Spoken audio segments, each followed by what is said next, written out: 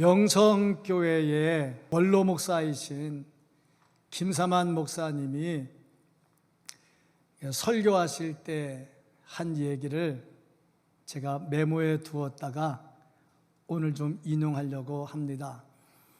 명성교회 앞에 밤을 파는 밤장사가 있었답니다.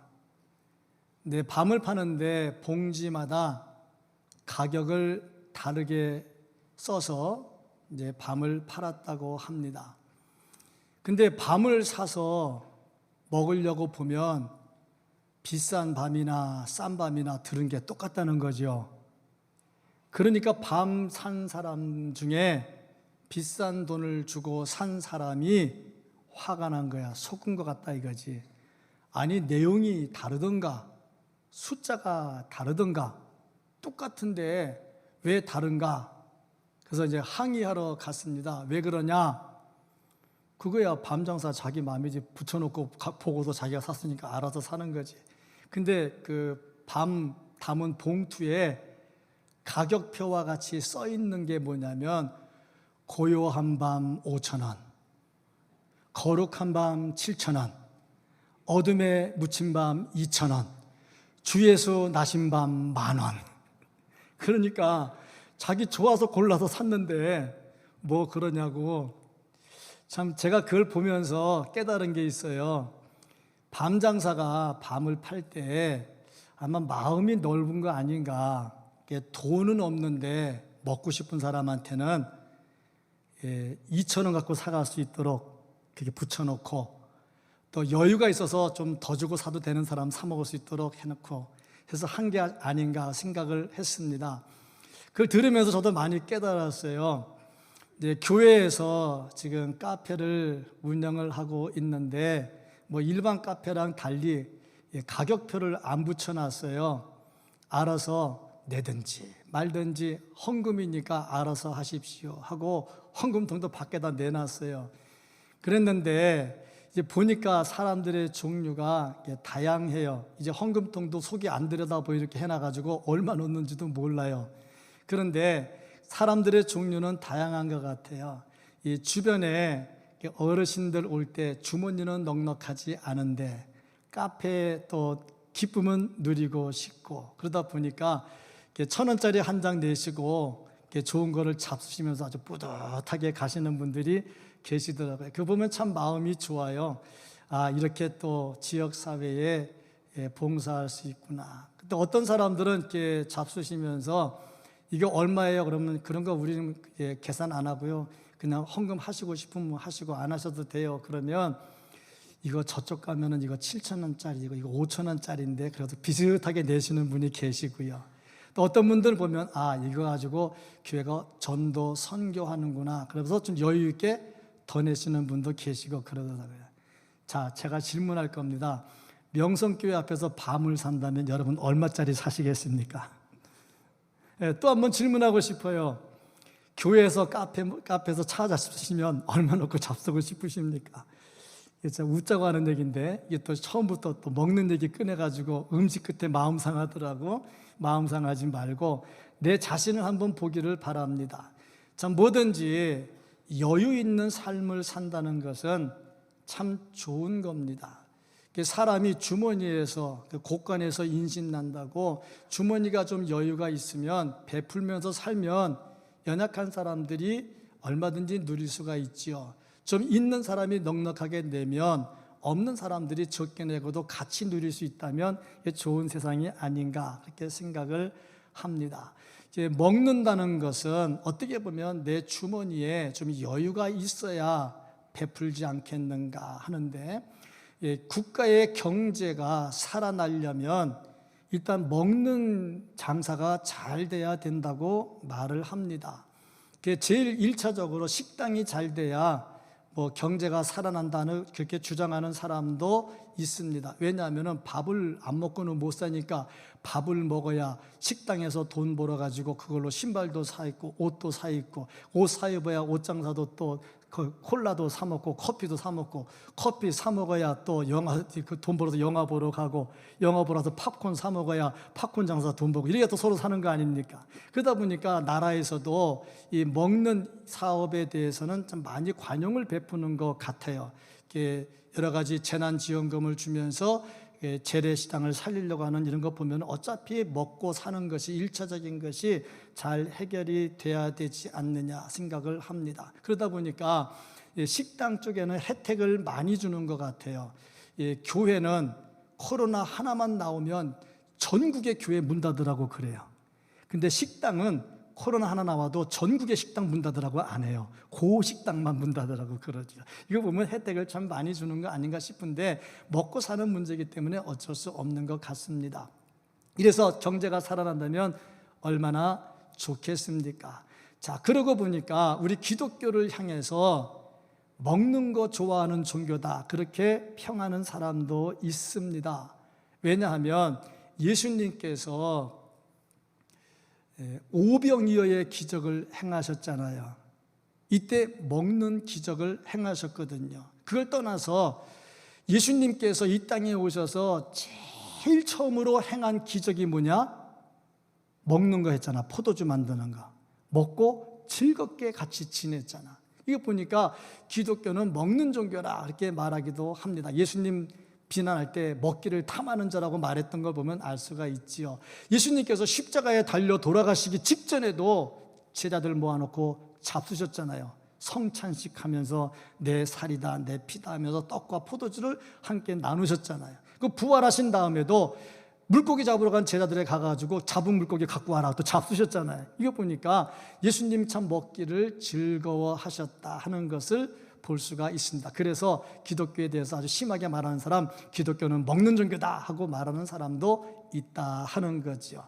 근데 예수님께서 오늘 말씀도 보니까 바리새인들과 서기관들이 그렇게 비난을 함에도 불구하고 세리와 함께 식사를 하십니다.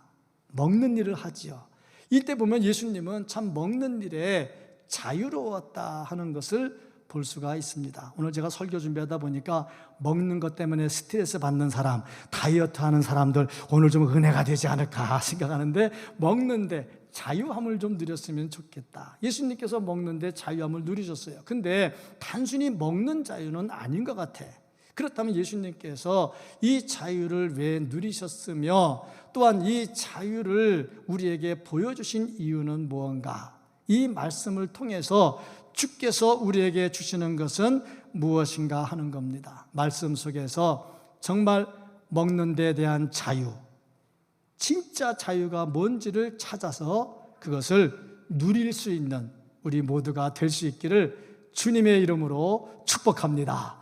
먼저 이 말씀을 통해서 볼 수 있는 것은 예수님은 모든 사람들과 함께 하셨다 하는 겁니다. 모든 사람입니다. 계급이 없습니다. 모든 사회적 격차가 없습니다.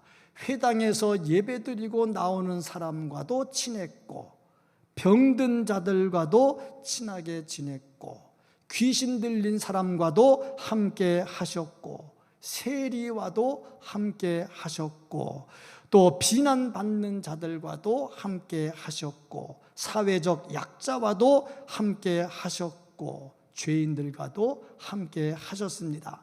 함께 할 때 그냥 같이 있는 정도가 아니고 그들이 가지고 있는 문제를 해결해 주셨습니다. 그 과정에서 같이 식사를 하셨다 하는 겁니다. 잡수셨다는 거지요. 식사를 같이 한다는 것은 마음을 튼다는 겁니다. 마음을 터야 식사를 같이 하지요. 전혀 대화하고 싶지 않은 사람이 식사하자 그러면 그래 알았어 그렇게 잘 안 하지요. 여러 가지 핑계를 대서도 자리를 피하지요. 식사를 같이 한다는 것은 마음을 텄다 하는 건데, 예수님께서 이 세리들과 같이 식사를 하셨다는 것은 세리들과 마음을 텄다 하는 겁니다. 그런데 이것을 서기관들과 바리새인들이 아주 탐탁지 않게 생각을 하고 트집을 잡았습니다. 왜냐하면 예수님께서 죄인들과 함께 하셨다는 겁니다. 예수님이 함께 하실 때 누구와 함께 하셨느냐? 죄인들과 함께 하셨다. 그런데 이 세리는 어떤 사람들이냐? 세리는 유대인들이 굉장히 싫어하는 직업입니다. 왜 싫어하는 직업이냐면 세금을 걷는데 폭리를 취하기도 하고, 이 세금을 걷어서 나라를 부유하게 하는 게 아니라 로마에다 갖다 바쳐요. 그러니까 그 피와 같은 세금을 로마에다 상납을 하니 이게 앞장선 사람이니 어찌 좋아하겠느냐, 그런 생활이죠. 우리나라로 말하면 일제 점령기에 일본 사람들 앞잡이 노릇했다, 그런 정도로 해석이 되지요. 지금으로 말하면 친일파 이렇게 되겠지요. 그러다 보니까 좋아하지 않아요. 그리고 세금을 폭리를 취하는데 어떻게 세금을 폭리를 취하냐면 모든 사람이 다 그런 건 아닌 것 같습니다. 근데 세리 중에 폭리를 취하는 방법이 뭐냐면, 예를 들어서 이 대동에 전체 세금이 5억이다. 그러면 세리인 내가 5억을 먼저 갖다 바쳐. 그리고 대동에서 5억을 걷어야 돼. 근데 5억을 걷으면 손해보잖아. 그러니까 6억이나 7억을 걷는 거야. 그리고 남는 거는 자기가 먹지. 그러니까 폭리죠. 이걸 좋아할 사람이 어디에 있겠냐고. 그러니까 세리를 아주 나쁜 매국노 이렇게 해가지고 인간 취급을 안 했어요.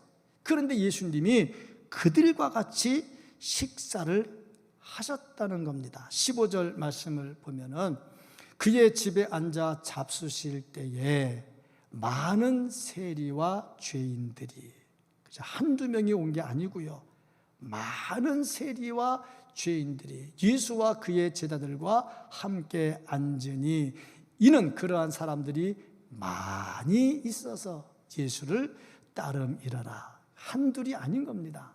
많은 사람들과 함께 하니 서기관과 바리새인들, 나름대로 신앙생활 좀 한다, 말씀대로 산다 하는 이 사람들이 볼 때 얼마나 한심하겠느냐 하는 거지요. 그런데 예수님이 그 레위를 불러서 그와 함께 하니까 레위가 너무 좋아서, 그래서 마음이 기쁘고 즐거워서 자원하는 마음으로, 즐거운 마음으로 예수님을 식사에 초대했습니다. 그런데 그냥 예수님만 초대한 게 아니고, 예수님 초대하면 기본으로 따라붙은 12명 다 있잖아. 그 정도가 아니고 자기 주변에 있는 세리들도 막 불러 모은 거야. 그러니 이건 그냥 식사가 아닌 엄청난 잔치가 된 거지요. 이 즐겁고 기쁜 마음으로 뭐든지 은혜 받으면 하는 일이 기쁘고 즐겁습니다. 사람 취급도 못 받은데 이렇게 예수님께 인정받으니 얼마나 좋아요. 그래서 기쁨과 즐거움으로, 하나님의 일은 항상 기쁨과 즐거움으로 해야 됩니다. 이 코로나 위기 속에 예배 나올 때 나와라 나와라서 안 나오잖아요. 내가 기쁘고 즐거워서 하나님께 예배 드리러 나오는 것이고, 또 찬양하잖아요. 마스크 끼고 찬양하는 게 쉬운 거냐고. 마스크 끼고 찬양하는 게 쉽지가 않습니다. 근데 또 찬양하잖아. 또 교사하잖아. 이 코로나 때문에 그 위기 순간에 중고등부 아이들 수련회 한다고 오지요. 유초등부 애들 성경학교 한다고 오지요. 그때 수고하는 사람이 누굽니까? 다 교사들 아닙니까? 이 즐겁고 기쁜 마음으로, 이 코로나 위기 속에서도 기쁘고 즐거운 마음으로 구역장을 합니다. 구역 예배가 잘 안 되잖아요. 그러니까 카톡으로 해가지고 영상으로 연락하고 하면서, 이것도 쉬운 일이 아니야. 그럼에도 하잖아. 왜? 기쁘고 즐겁고 내가 하는 일이니까. 자, 이 마스크가 워낙 좋아가지고 아멘을 크게 하는데도 밖으로 잘 안 나오죠. 예, 그런 것 같아요. 근데 웃음소리는 들리는 거 보니까 그것도 아닌 것 같기도 하고. 예.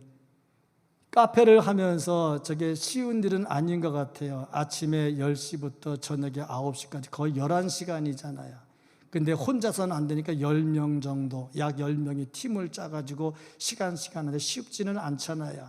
근데 기쁘고 즐겁게 하잖아요. 다 그런 거 아닙니까? 주의 일은 다 기쁘고 즐겁게 해야 됩니다. 그래서 레위가 예수님을 초청해서 기쁘고 즐겁게 했어요. 예수님은 그들과 함께 하면서 너무너무 기뻤지요. 그런데 이러한 예수님의 모습을 보면서 서기관들과 바리새인들이 한 일이 뭐냐? 비난한 겁니다. 예수님 비난을 받았단 말입니다. 참 안타깝지요. 예수께서 하시는 일이 얼마나 귀한 일인데 이렇게 비난을 하냐 이거죠. 그런데 예수님은 그 비난이 무서워서 식사를 안 했거나 그러지 않았습니다. 우리 말에 우리 선조들이 말을 참 잘 만든 것 같아. 근데 듣기는 좀 거북한 것 같아. 개가 짖어도 기차는 지나간다. 참 이런 말들 보면 참 선조들이 말을 만들었는데 비난받는 게 무서워서 해야 될 일을 그만두지는 않는다 하는 겁니다. 아무리 딴지 거는 사람이 많아도 하나님의 일은 해야 될 일은 해야 됩니다. 예수님께서 아무리 딴지 걸고 비난하고 그래도 예수께서 하실 일은 반드시 하셨다 이겁니다. 근데 우리가 알아야 될 게 뭐냐면 사람들이 비난하는 것이 두려워서 일을 안 하면 나중에 하나님께서 책임을 물으실 때 그건 더 무섭다는 거죠. 그러니까 어떤 비난을 받아도 하나님의 나라와 하나님의 교회를 위해서 해야 될 일은 해야 된다 하는 거죠. 예수님께서 하시는 일은 하나님의 뜻입니다. 하나님의 뜻인데 어찌 비난이 있다고 안 하겠느냐? 마태복음 9장 13절 말씀 보면 너희는 가서 내가 긍휼을 원하고 제사를 원하지 아니하노라 하신 뜻이 무엇인지 배우라. 나는 의인을 부르러 온 것이 아니요 죄인을 부르러 왔노라. 예수님이 오신 목적 자체가 죄인을 부르러 왔으니까 죄인과 같이 식사하는 것은 당연하지요.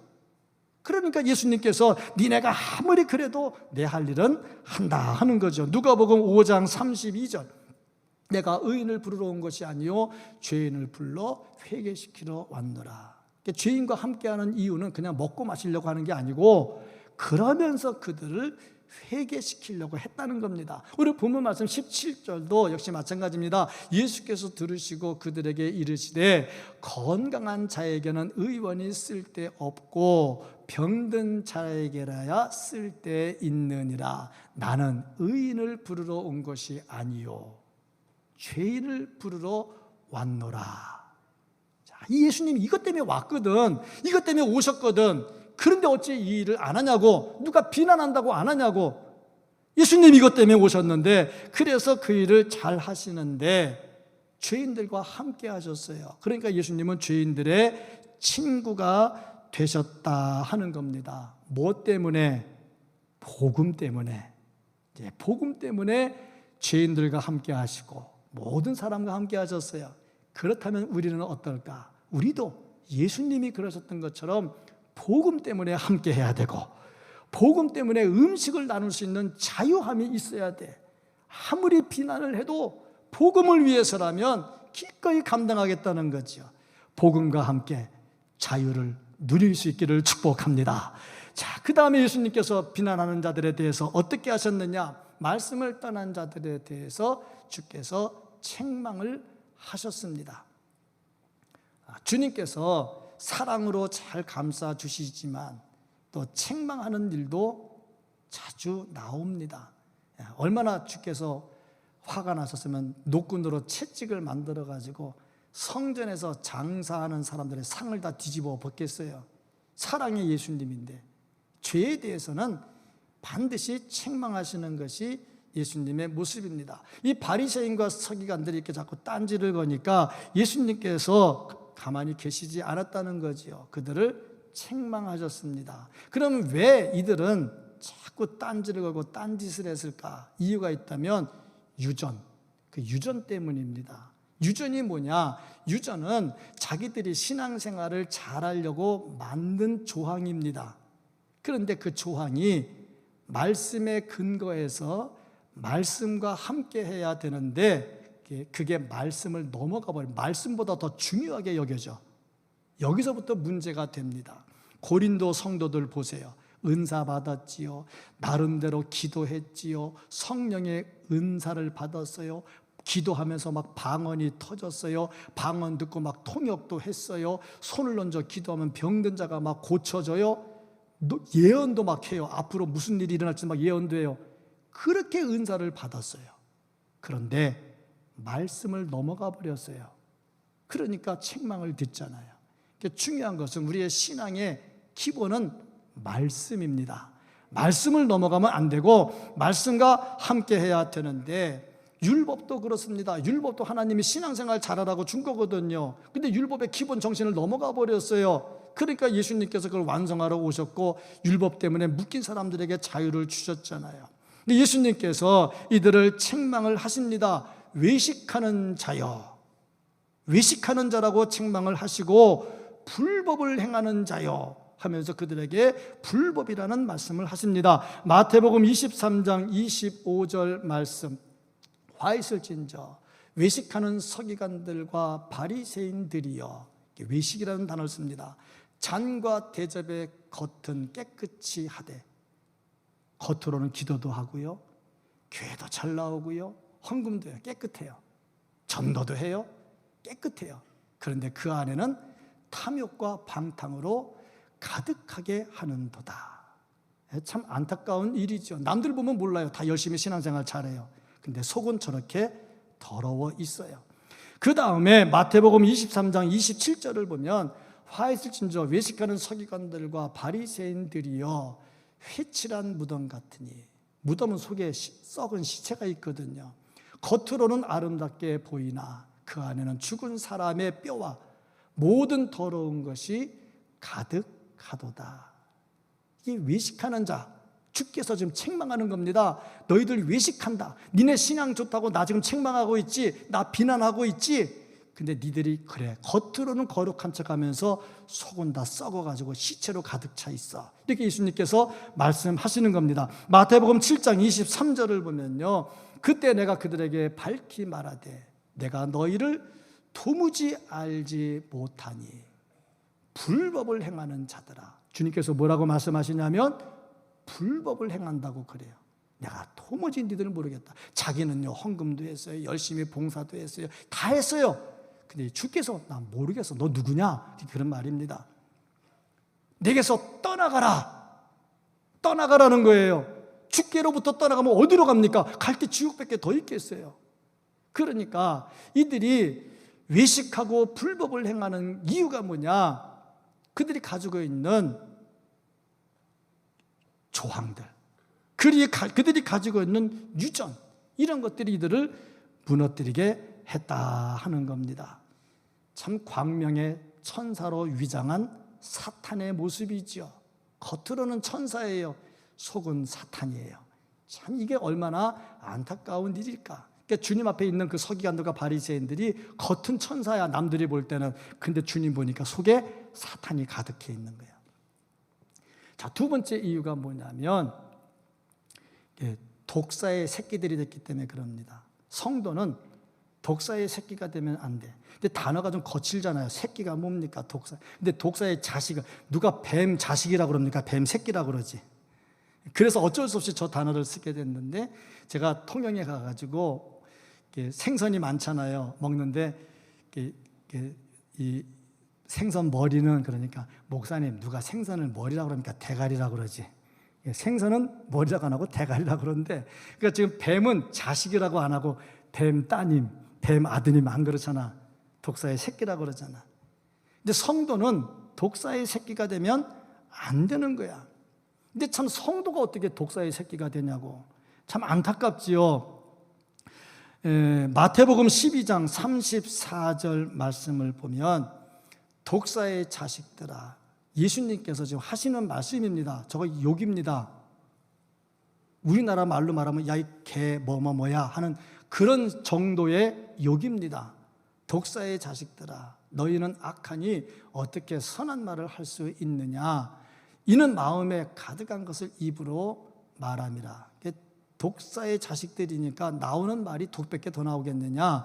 그 다음에 또 보면 마태복음 23장 33절 말씀을 보면 예수님 말씀입니다. 독사의 새끼들아. 발음이 좀 강하면 욕하는 것처럼 되니까 제가 발음을 좀 부드럽게 할게요. 독사의 새끼들아. 예수님 말씀이에요. 어떻게 저런 말을 예수님이 하십니까?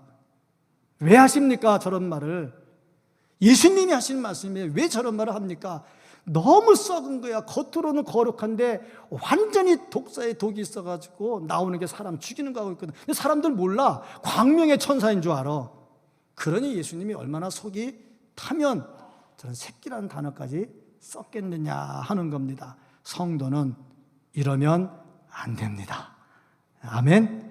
이러면 안 됩니다. 성도는 이러면 안 됩니다. 이거는 사탄이나 하는 일이지요. 세 번째 이유가 있다면 예수님과 관점이 같지를 않아요. 예수님의 관점으로 봐야 되는데 예수님의 관점으로 안 봐요.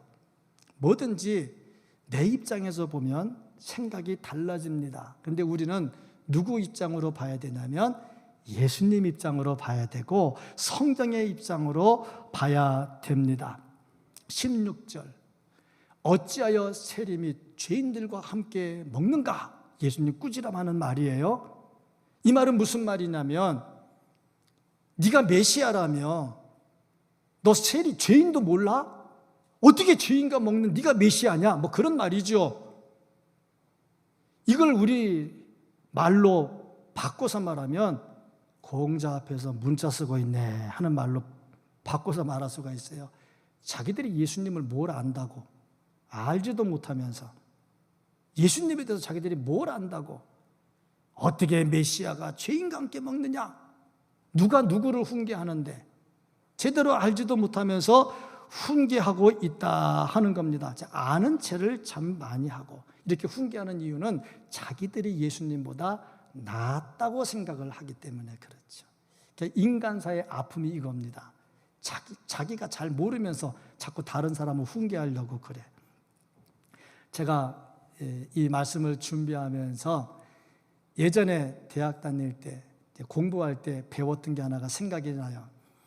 제가 영문학을 조금 몇 과목을 들었는데 영문학 중에서 영어 단편 소설 하나를 배웠어요.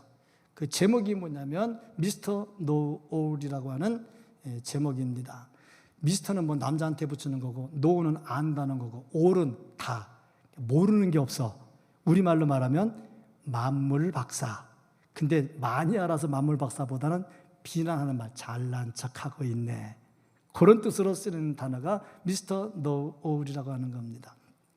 내용이 뭐냐면 세계 제2차 대전이 끝나고 미국에서 일본으로 가는 배를 탔습니다. 근데 배 안에 여러 사람이 탔는데 제법 잘난 사람들이 탔어요. 그러니까 잘난 사람들이 모여서 차 마시고 밥 먹으면서 하다가 보니까 나는 이렇고 자기 자랑을 또 하는 거야.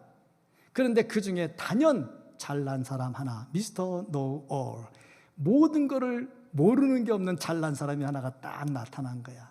같이 대화를 하다 보니 누가 이런 말하면 예능에 대해서 말하면 예능이 어떻고, 체육에 대해서 말하면 체육이 어떻고, 건축에 대해서 말하면 건축이 어떻고, 모르는 게 없어.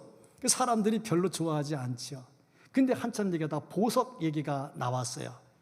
보석이 어떻고 막 하는데 마침 한 여인이 그 옆을 지나가는데 진주 목걸이를 아주 좋은 걸 하고 있었어. 그래서 이 잘난 척하는 미스터 노올이 저 진주를 보세요. 저 진주가 얼마나 좋은 거냐면요 하고 막 거품을 튀면서 진주 칭찬을 했네. 근데 그 여인이 이거 가짜인데요. 얼마나 난감합니까? 그런데 이 잘난 척하는 사람의 직업이 뭐냐면 보석 전문 감별사입니다. 그러니까 잘못 볼 리가 없지요. 진짜 진주인 거를 알아본 거예요. 저 정도 진주면 엄청난 돈이 들어간다는 것도 아는 겁니다. 근데 그 여인이 가짜인데요 그랬어요. 이유가 뭐냐? 그 여인의 남편은 군인인데 계급이 별로 안 높아. 그 보석을 사줄 돈이 없어. 그러면 이 보석 어디서 난 겁니까? 남편 전쟁터에 있는 동안에 다른 아저씨한테 선물 받은 거지. 무슨 말인지 알죠? 불륜이 있었던 겁니다. 여기에 대해서 보석감별사가 무슨 소리야? 자기 입장을 내걸려고 막 주장했다면 그거 나중에 하면 그 가정 어떻게 되겠습니까? 완전 깨졌겠지요. 그러니까 자기가 짱구가 돼버린 거야. 그 자존심 다 버리고 짱구가 된 거야. 근데 나중에 그 여인이 그 남자 보석 그 간별사 방에다가 편지를 집어넣었어. 미안하다고. 진짜 맞다는 거죠. 그런 거 아닙니까? 가끔 보면은 좀 알아도 그 말 못할 때가 좀 있어요. 좀 목사 아닙니까? 목사는 교인들하고 이런 얘기 저런 얘기 하다 보면 남편도 만나고 아내도 만나고 남편도 만나잖아. 그 양쪽 얘기 다 듣잖아. 근데 듣는데 서로 모르는 얘기들이 있어요. 같이 얘기 안 해가지고. 그럼 내가 들었다고 말할 수도 없고 모른다고 말할 수도 없고 이렇게 중재를 하다 보면은 못 들은 것 척하면서 내 생각인 것처럼 하면서 이렇게 어떻게 중재해 보려고 하는데 목사님 그렇게 모르는 소리 하지 마세요. 그럼 난 속으로 터져. 내가 아는 건데 속으로 터져. 내가 아는 건데. 근데 나 알아. 그렇게 못하잖아. 그러니까 앞으로 제가 무슨 얘기하면 그냥 대강 모른 척하고 얘기하면은 목사님 아는가 그러고 아멘 좀 하세요. 아멘 좀 하면 은혜스럽잖아. 얼마나 좋아. 다 잘하자고 하는 건데. 그렇습니다. 좀 알고서 아는 체하고 잘못됐으면 좀 잘못된 것도 좀 인정을 해야 되는데 그저 자기 관점에서만 보는 거야. 뭐든지 자기 관점에서 보면 참 문제입니다. 지금 뭐 정치판을 보면 여당과 야당 뭐 티격태격 하는데 뭐 여당이 워낙 세니까 야당이 힘이 없어가지고 뭐 싸움도 안 됩니다만 좌우지간 티격태격해요. 그런데 그 내용을 가만히 보면 옛날에 야당이 여당이 됐고 여당이 야당이 됐잖아. 근데 얘기하는 거 보면 사람만 바뀌었지 똑같아. 무슨 말씀인지 아시죠? 그래서 저는 여당이 맞다, 야당이 틀리다 그런 말을 하는 게 아니고 자기 관점에서 보기 때문에 다른 얘기를 한다. 그래서 저는 생각이 잘 합의해가지고 잘했으면 좋겠다. 늘 그 생각을 해요. 그런데 우리는 어떤 관점으로 봐야 되냐면 예수님의 관점에서 봐야 되고요. 성경으로 봐야 됩니다. 동성애 어느 관점으로 보느냐. 또 약자 측에서 봐가지고 동성애 주장하는 사람 자기네 입장 계속 얘기하잖아. 근데 우리는 그거를 반대하는 게 그냥 반대하는 게 아니잖아. 성경이 아니라고 하고 있고 하나님이 원치 않으니까 우리는 하나님의 관점에서 말하는 거지 내 개인적 관점으로 말하는 게 아니잖아요. 그렇습니다. 우리의 생각은 늘 그래요. 하나님의 교회라면서 내 생각은 어떤데 내 생각은 그럼 그래봤자 불난 100개 더 나냐고.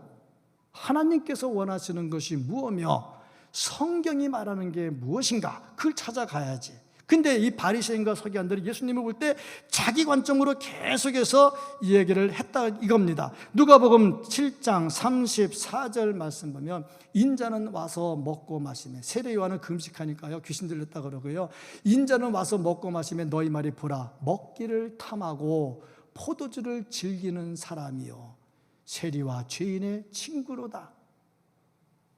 안 먹으니까 귀신 들렸다 그러고요. 먹으니까 또 먹기를 탐한다고 그러고요. 이거 어쩌라고 이거를. 자기 관점에서 보니까 자기는 늘 옳아. 다른 사람이 다 틀려. 그러니까 예수님의 관점을 이해를 못하는 거예요. 우리가 먹고 자유를 누리려면 예수님의 관점을 가져야 됩니다. 네, 성경대로 살기를 주의 이름으로 축복합니다. 자, 그러면 예수님께서 하신 것은 무엇일까? 보니까 예수님은 본질을 더 중요하게 여기셨다 하는 겁니다. 드러난 현상보다 더 중요한 것은 본질입니다. 뭐든지 본질이 중요해요. 예전에 학교 다닐 때 배운 게 거짓말하는 늑대 소년, 늑대야 하고 했는데 가서 보니까 늑대가 없어. 양치기 소년이 거짓말이야 이 하고 내려왔어. 다음에 또 늑대야 그래서 갔는데 보니까 또 없어. 이씨 하고 내려왔어. 다음에 또 늑대야 그러니까 에이 또 거짓말인데. 근데 진짜 늑대 왔다는 거 아닙니까? 그 얘기를 들으면서 우리는 거짓말하면 나중에 손해봐 그렇게 배웠잖아. 근데 요즘은 또 해석이 또 달라졌네. 사람이 말이야 얘가 왜 늑대야라고 왜 쳤는지를 좀 생각을 좀 해보라 이거야.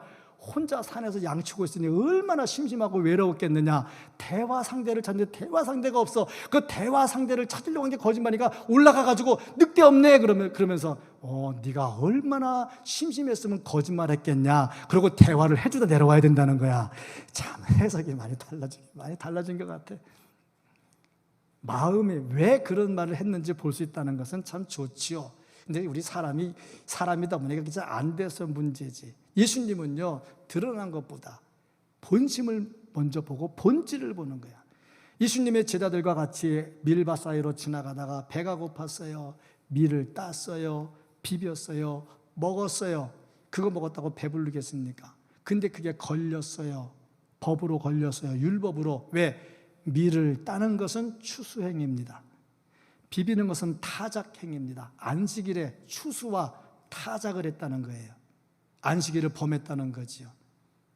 겉으로 그런 건 맞습니다. 근데 예수님 뭐라고 말씀했습니까? 인자가 안식일의 주인이다 그러잖아요. 본질을 봐야 된다. 본질. 베드로가 기도하는 중에 환상이 나타났습니다. 하늘에서 보자기가 내려와 가지고 그 보자기에 있는 여러 가지를 잡아먹어라. 그러니까 보니까 율법에 안 맞거든. 아니요, 나는 지금까지 먹은 적이 없습니다. 하나님께서 잡아먹어라. 환상을 자꾸 보더니 그냥 순종하잖아요. 뭘 말합니까? 내 관점이 아니라 하나님의 관점으로 봐야 된다. 본질을 봐야 된다 하는 거죠. 예수님의 본질이 뭐냐? 예수님의 본질, 이 본질을 위해서 이 땅에 오셨어요. 그것이 뭐냐? 죄인들과 함께하면서 죄인들을 구하는 거예요. 17절 말씀 다시 한번 보면은 예수께서 들으시고 그들에게 이르시되 건강한 자에게는 의사가 쓸데없고 병든 자에게라야 쓸데있느니라. 나는 의인을 부르러 온 것이 아니요 죄인을 부르러 왔노라 하시니라. 본질이 뭐냐? 죄 때문에 왔어. 병든 사람 때문에 왔어. 그럼 뭐냐? 본질을 행해야지. 그러니까 죄인들 세리와 같이 식사를 하면서 그들을 고쳐야 되잖아요. 그러니까 본질을 모르는 거야. 본질을 모르니까 자유함이 없지. 근데 예수님은 본질을 아니까 자유함이 있었다 하는 겁니다.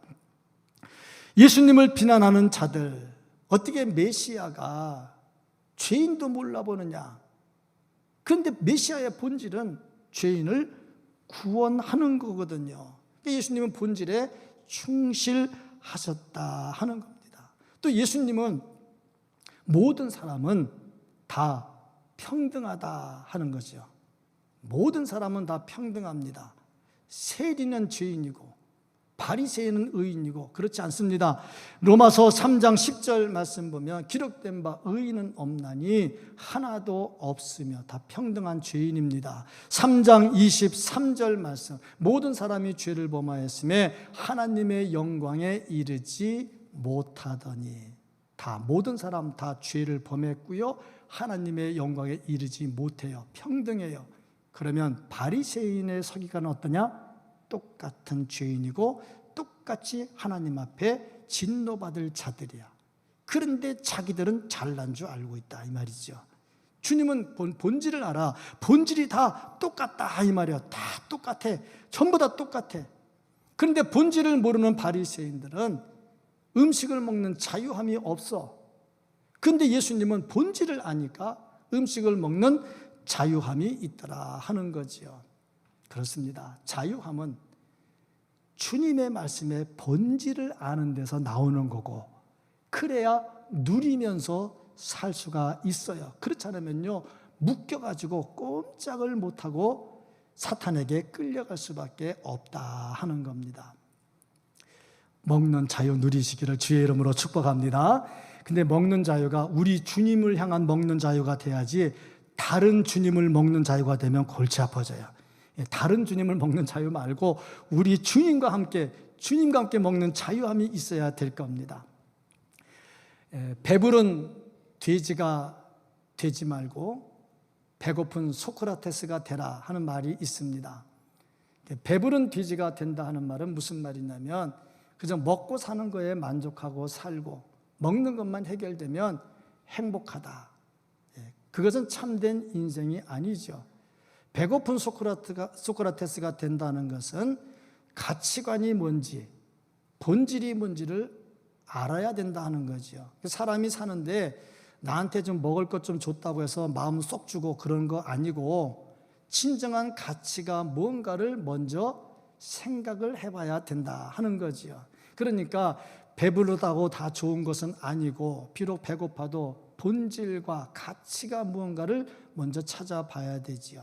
근데 예수 안에 참된 자유가 있으면 배고픔의 문제도 배부름의 문제도 문제가 안 되고 본질을 알면 참된 자유를 누릴 수가 있게 되는 겁니다. 먹는 것으로 만족하는 것이 아니라 본질을 찾아서 본질을 찾아갈 때 누리는 자유함이 있더라 하는 거지요. 예수님께서 정말 본질을 아셨고 본질을 행하셨어요. 그래서 음식을 먹는 자유를 누릴 수가 있었습니다. 이유가 뭐냐? 그래서 복음을 전해서 하나님의 나라를 이 땅에 확장시켜 나간다는 겁니다. 그렇다면 우리는 어떨까? 우리는 예수님을 닮아야지요. 어떻게 해야 될까? 먹는 자유를 누려야지요. 그 자유를 통해서 예수님의 복음을 증거해야지요. 항상 그렇지 않습니까? 먹는 자리는 좋잖아. 거기에서 얼마나 기뻐요. 이 코로나19에 우리 교인들도 교회를 잘 안 나와요. 지금 얼마나 안 나오냐면 아주 안 나올 때는 70%가 안 나왔어요. 30%만 나왔어요. 그리고 좀 괜찮을 때는 70% 정도 나왔어요. 잘 나오던 교인들도 안 나오는 게 코로나야. 그런데 희한한 거는요, 카페에는 예수 안 믿는 사람들도 와요. 예수 안 믿는 사람들 와요. 우리 카페에 오시는 분들 보면 우리 교인들보다 교인 아닌 사람이 더 잘 오는 것 같아. 전도하러 오려면 안 와요. 안 옵니다. 그런데 이 보면은 체육관에 운동하러 오시는데요, 교인 아닌 사람들이 와요. 그리고 미안하니까 등록해도 돼요. 등록하세요. 아직은 없는데 아마 할 거예요. 이제 앞으로 등록해도 돼요. 우리가 전도 안 했어요. 그냥 오픈했어요. 그러니까 코로나 때 교인들도 안 오는데 교인 아닌 사람이 와. 이게 복음 아닙니까? 그럼 그들과 함께 음식을 나누면 또 얼마나 또 전도가 자연스럽게 잘 되겠냐고. 정말 음식을 나누는 기쁨이 복음을 전하는 행복으로 이어집니다. 예수님은요, 음식을 나누는 자유함이 있었어요. 그래서 세리들도 주께로 돌아왔습니다. 이런 은혜가 우리에게 있기를 주의 이름으로 축복하고, 우리 자신도 자유함을 누리면서 주와 함께 동행할 수 있는 하나님의 사람들이 될 수 있기를 예수님 이름으로 축복합니다. 아멘. 기도하겠습니다.